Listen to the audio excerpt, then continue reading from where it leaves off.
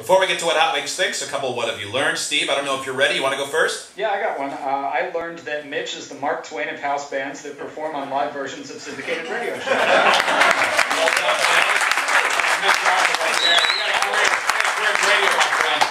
I'm going next because I don't want mine stolen. I'm being selfish. I learned Zane tastes like triathlon. Joe, were you going to steal that? No, I wasn't. No. Okay. What did you learn, Joe? Well, I learned what it feels like to be squashed. You sure did. We didn't even go to it. Yeah, exactly. Hot Wings. I learned that when Zane is nude at the Y, he has a hard time not looking at the cranks of men who are offering him massages. I got that argue with that. I absolutely said that. That was crazy. But it wasn't like I wanted it. I didn't want it. I just couldn't help it. I didn't say what? I'm making it worse. Mysteriously gone. You know, for me, what I learned is how good it feels at the end of this week to not have serious discussion about the Penn State incident. Yeah, it was fun not mentioning it. God. So Yeah, it really was. That's what I learned. Hot Wings, you ready? Yes. All right, here we go. You ready for what Hot Wings thinks?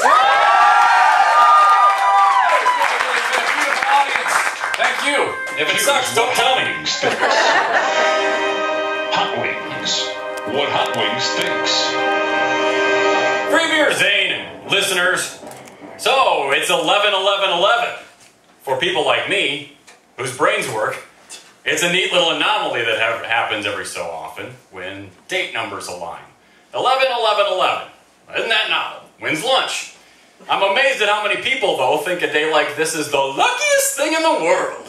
It's not lucky, it's a date that just happened to fall into this sequence based on an arbitrary date determined by some ancient monks or something. It's not like they really know the date of Earth's day 1. Plus, based on seasons, the new year could have easily just been placed on July 1st or something. The only thing that's lucky about today is that it's easy to remember, which will allow you to easily remember your anniversary if you get married today, which will result in your wife saying, "You're lucky you remembered." Some whack job numerologist from LA, where else, said that a 1 signifies a beginning, and that 2 ones is like a doorway.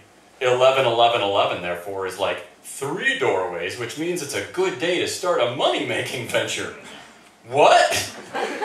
She says, quote, "If you envision that doorway and walk through in triplicate on the same day, you can imagine what you want and achieve it in a more potent and imaginative way."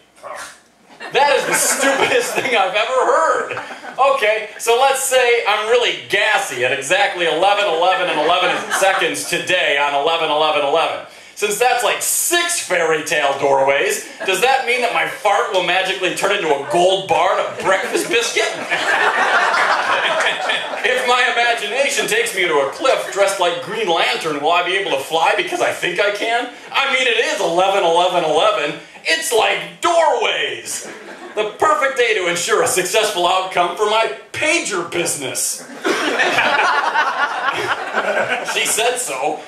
11-11-11 is nothing more than a date that will be easy to remember. That's it. There's no hocus pocus, no cosmic sweetness. It's a date made by men. If you get married today simply because of the date, your marriage won't be luckier. You won't have a better chance at making it. You'll actually have less of a chance because you're really stupid. Why don't you actually make 11-11-11 lucky for the rest of us by putting a plastic bag on your head and inhaling it? And Nashville is awesome.